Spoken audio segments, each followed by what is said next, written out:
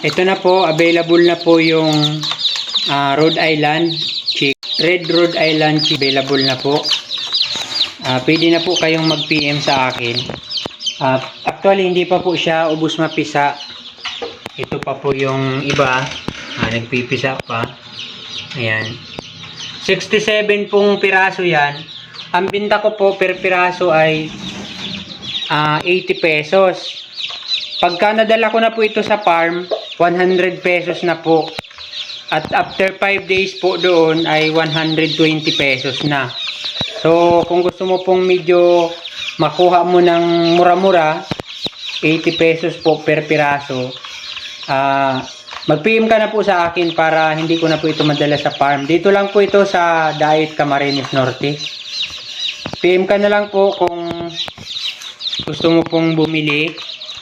Sa mga hindi po nakakaalam kung ano pong klase ng Rhode Island chicken, ito po yung kinuhaan ko ng breed na yan. Ito po siya, Red Rhode Island. Ayan. Ganyan po sila kalalaki. Yung lalaki po niyan, yung roster ay tumitimbang po siya ng mahigit 4 na kilo. Yung babae naman po, mga 2.25, may 2.5. Yun po yung timbang niya.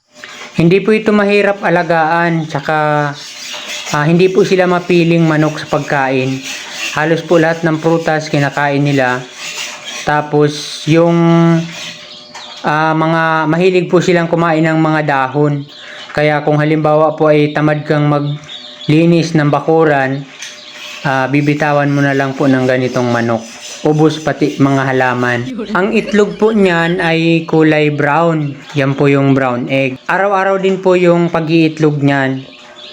Kung ayaw mo naman po ng itlog, pwede mo naman siya katayin. Mas malaki po yung karne niyan. So may itlog ka na, may karne ka pa. Ayan, malulusog yung sisiw. Red Rhode Island chicken. Ayan.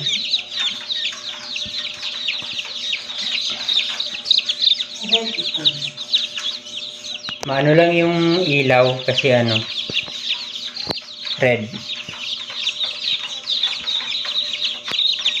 Yan malulusog po yung sisiw.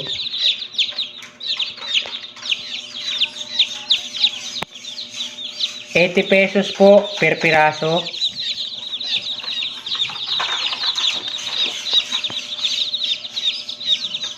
After 3 days po dito, pagkapisa, dadalhin ko na po ito sa farm.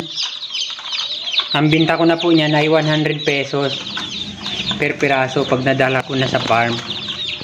Hinihintay ko lang po itong maubos.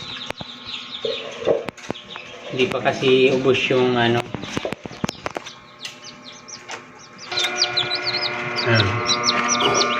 ilang piraso na lang ba to? 1, 2, 3, 4, 5, 6, 7, 8, 9, 10, 11, 12. Siyam na itlog na lang yung hinihintay. Yan. After nyan, pag napisa na siya, lalabas na.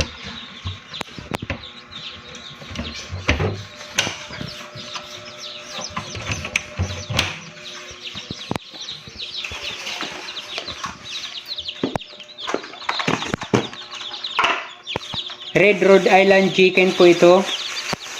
Kumakain na yan. PM na lang po sa may gusto.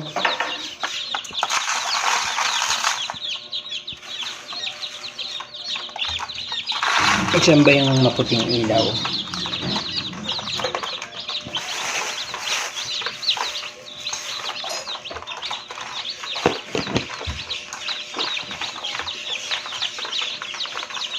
Magkakaroon ka po ng itlog. Pag nag-alaga ka po ng ganito, may itlog ka na.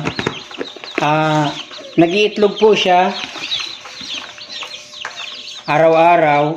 Tapos hindi ka palugi kung kakatayin mo siya kasi malaki rin po itong manok.